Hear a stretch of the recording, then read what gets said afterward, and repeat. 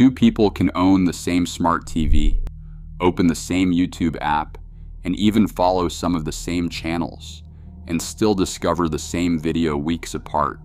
Same living room, same remote, same app icon on the home screen. Ask two friends who bought the identical TV this year what they've been watching lately, and you'll often get two completely different answers. That's not just luck. Your home feed has been quietly adapting to your habits, which can mean you discover some things only after they've already become obvious, long after everyone else has moved on.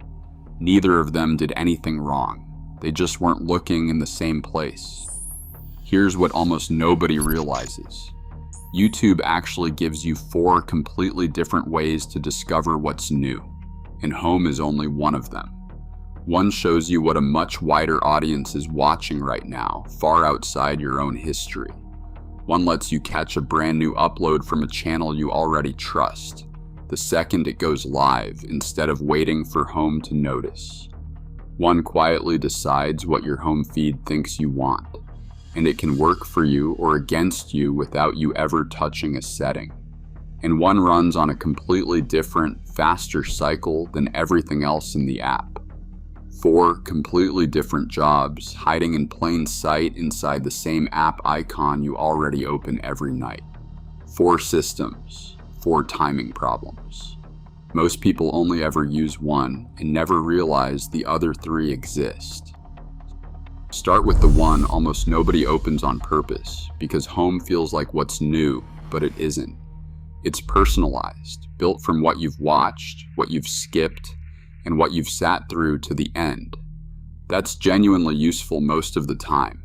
It's also exactly why 2 accounts on 2 different TVS can pull up 2 completely different home screens on the exact same night. That's not something to fight against. It simply isn't built to do everything on its own. Look at the navigation on your TV's YouTube app. The exact location varies by TV and app version, but you're looking for Explore or Trending. Home shows you what YouTube thinks you'll like. Trending shows you what's happening outside your bubble entirely. It's not personalized. It reflects what a much wider pool of viewers is watching right now, regardless of your history.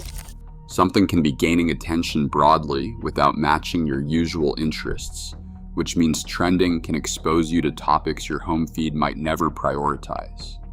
Open it once, and you'll often see something you'd never have searched for yourself, which is exactly the kind of thing home is built to filter out, not surface. That's not a flaw in home. It's simply a different feed, built for a different purpose. One thing worth being precise about, trending doesn't predict the future. It shows what's gaining attention right now, broadly, before it's the only thing anyone's talking about, not a guarantee of what's about to explode. Some of it fades within days. Some of it keeps climbing. But that still doesn't help when you already know exactly which creators you don't want to miss. If you're relying on home to eventually surface their next upload, that could take hours, sometimes days. There's a faster route, and it's already sitting on every channel page you visit. A notification bell next to subscribe. Choosing all notifications tells YouTube something specific. Stop waiting for home to decide when I see this and tell me the moment it's live. If you see both all and personalized, choose all for channels you genuinely don't want to miss.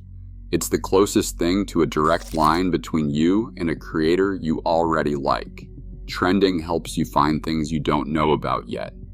Notifications help you catch things from creators you've already chosen, the instant they exist. One solves discovery, the other solves timing. But there's still a third problem neither one fixes. Neither trending nor notifications actually changes what home decides to show you next on its own. For that, you have to go one level deeper into the signals. YouTube is already reading from your behavior, whether you're paying attention to them or not. This one runs quietly, all the time, whether you use the other 3 or not. This one isn't a place you visit, It's the engine running underneath everything else, quietly deciding whether home works for you or against you. You've probably already used "not interested" or "don't recommend this channel" on a thumbnail. Most people treat it like a complaint button. It's actually feedback, and what you actually watch, finish, and come back to teaches that system far more than any single tap ever will. Someone who watches 4 cooking videos in a row is telling YouTube something very different from someone who watches one and backs out immediately, even if neither of them touches a single button. So if you want a sharper discovery feed, watch with intention, use "not interested" when something genuinely misses, and do not expect one tap to retrain everything overnight. Consistency is what moves it. There's a 4th lane most people scroll past without ever thinking of it as a discovery tool at all. Shorts. Smart TV YouTube apps now surface shorts in their own dedicated space, refreshing on a much faster cycle than your long-form feeds.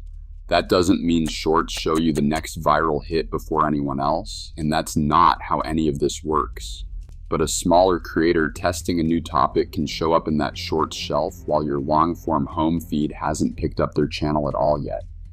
A creator with a few hundred followers can end up in that shelf just as easily as one with millions, simply because the clip is moving.